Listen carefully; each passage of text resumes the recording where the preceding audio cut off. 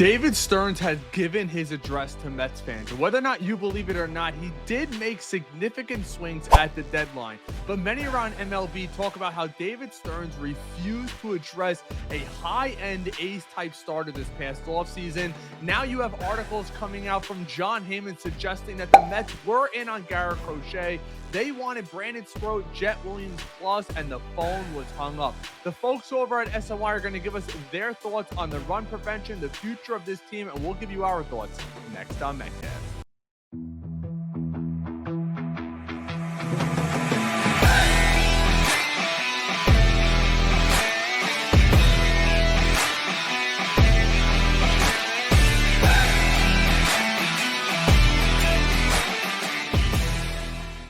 What's going on, Met fans? As always, I am Ray. Welcome back to another episode of Metcast, where we'll be keeping you up to date with all the New York Mets offseason content. And I can't believe I'm saying this already, but do me a favor, smash that like button, subscribe, consider becoming a member, as we have several guests booked over these next few weeks that will be bringing us the latest insights onto the New York Mets. And as being a member gives you a firsthand opportunity to ask questions live and comment live on our live streams. And with that being said, we all saw the David Stearns press conference yesterday. He did take somewhat of accountability, but then the aftermath of the press conference, that's what I'm talking about. You saw Jon Heyman come out and talk about how the Mets could have had Gerrit Cole.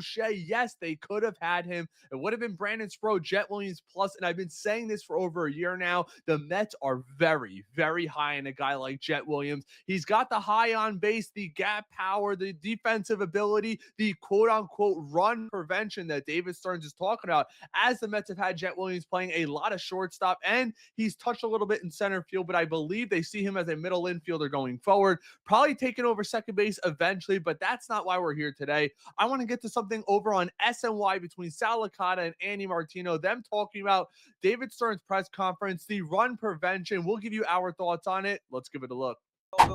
Discussing run prevention. How was that the downfall of the 2025 Mets? Well, as we saw, Sal, they were short on pitching, and they didn't expect to be short on pitching. I heard the discussion about process and your guys' first segment, and their process led them to think in spring training that they had enough starting pitching and bullpen to get them through the year. And obviously, think about that, how wrongful that was. To think Sean Manaea was going to duplicate what he did last year and pay him like an ace. Griffin Canning on a nothing burger contract, relying on guys like Paul Blackburn to be the depth and Tyler McGill to be the depth, guys who are two unproven commodities, knowing you're going to need more than 5 pitchers, relying on 3 kids in the month of August and beyond was simply inexcusable. And that's something that we brought up during the season. obviously that wasn't the case. And the other side of that is defense. I asked Stearns, how long does it take to build basically a Milwaukee Brewers caliber defense? You watch that team, and they're athletic, they're versatile, they hit the cutoff man, they do all these things right. And Stearns, in his defense on this one, like any GM starting a job in his first couple of years or her first couple of years, inherited a lot of personnel. So how long?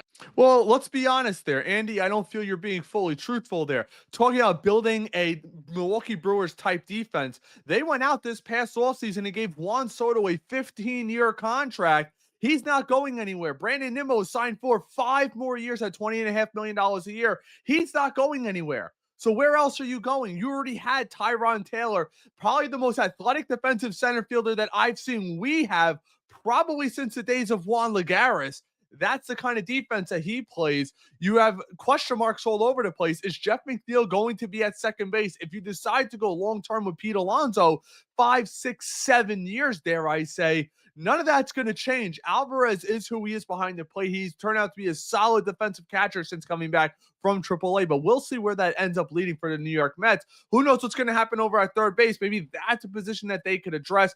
Guys like Alex Bregman and other guys are available over at third base. Maybe that's a place where the Mets look to upgrade defensively, but this team is kind of stuck where it's at. You have center field, second base, and third base, but unless you move a Jeff McNeil, a Mark Vientos, or a Brett Beatty, you still have Acuna here. You have Jet Williams knocking on the door, and dare I say Carson Bench, who I believe the Mets view as their long-term center fielder, probably, maybe, as of mid-season next year. That's what scares the hell out of me. I got a feeling that the Mets are going to say, you know what? Tyron Taylor is going to be our center fielder next year because we have a Carson Bench in the wings, which is not going to solve anything for us and keep the bottom of this lineup having massive holes. So I don't think Andy is right there. How long does it take to build a Milwaukee Brewers type defense? And he said, no, I've done this for 2 years. This is on me at this point. This roster's on me. And that's good of him to say, to be accountable. But I also think it's fair to say that when we look at a Stearns Mets team in 2 years, 3 years, it's going to look a lot more athletic than it did this year. But how can you say that? Lindor's going to be older here long-term. Pete might be here older and he's long-term. They'll both be in their mid-30s.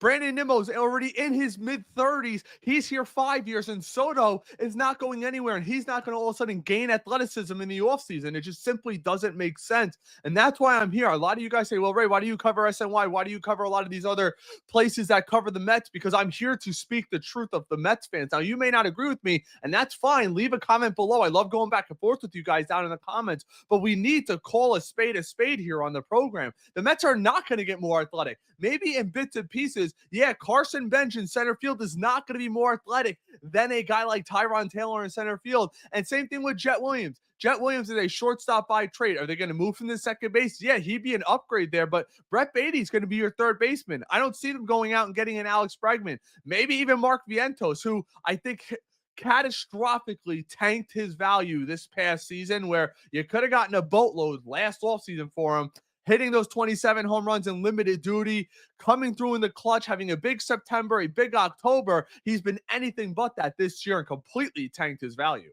In year two of his tenure. And the last thing I'll say on the pitching front is that they may have to adjust to getting more of that ace type pitcher. They're probably never going to overpay the top starting pitcher in free agency, but, and this is just me talking, not reporting, but like, go get Max Fried was the guy last year. We screamed about it. It was not Sean Manaea, and the Mets reaped what they sowed. If Max Fried was on this staff, there's no shot we're not playing tonight.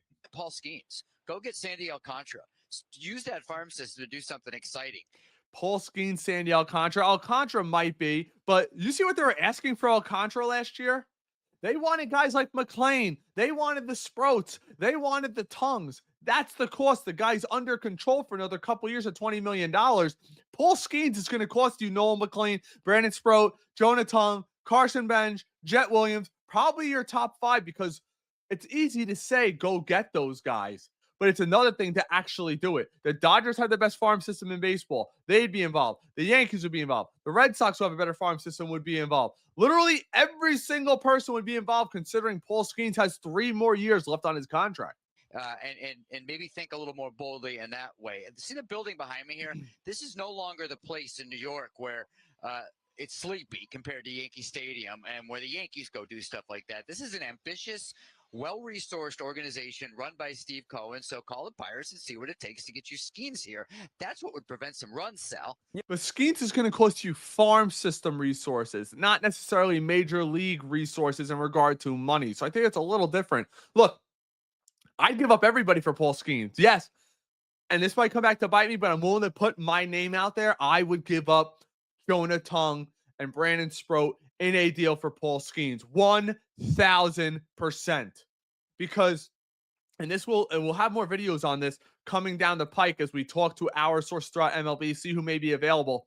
But there's a couple of aces that are out there this offseason that I may think might be on the move. And I don't want to put them out there right there because they'll be in future videos, but get a real ace on this team, pair him with Nolan McLean, and you go to war with the best of them. Then you could say there's a chance you get a bounce back here from Stearns, Senga, or Manaea. One of those 3 guys need to work out, and you have a great rotation heading into the playoffs. Yeah, well, I understand that. And by the way, I love what I've heard from Stearns and Cohen today. It does make me feel better as a Mets fan, even after what I deem the most embarrassing season of my Mets fandom. But you mentioned this before. We heard Stearns talking about the core, right? Being open-minded to the team's core. If you're talking about changing the defense, he inherited a lot of guys that he's been stuck with, whether it's Alonso, Lindor, whose defense declined, Nimmo, who can't move in left field. So what is Stearns talking about that team's core? What does that mean for their star players? I believe the phrase he uses, we have to be open-minded when he was asked about the core. So, yeah.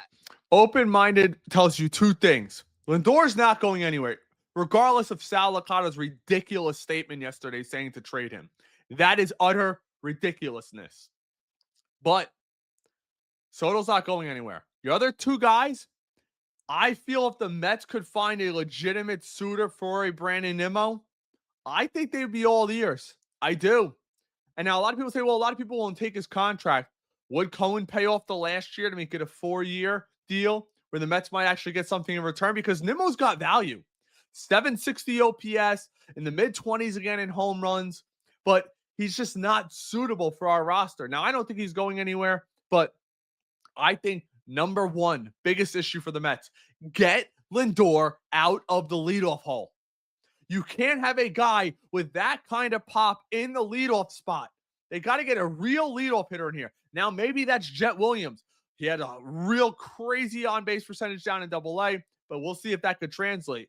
But you got to push him deeper into the lineup. RBI situations. A big reason why Lindor was suffering during the year in RBIs because the bottom of this lineup was terrible. 7, 8, 9 were guys who combined had a 600 on OPS. So when Lindor was coming up, way more often than not, there was nobody on base. There's already an out. There's already 2 outs outside of the first inning. And that's been an issue for this team since forever. And Acuna is not going to all of a sudden turn it around and start hitting. The guy stinks. He can't hit. I'm not saying he can't be a utility guy off the bench, but he is a complete zero at the plate. And the Mets need to treat him as that until he proves otherwise.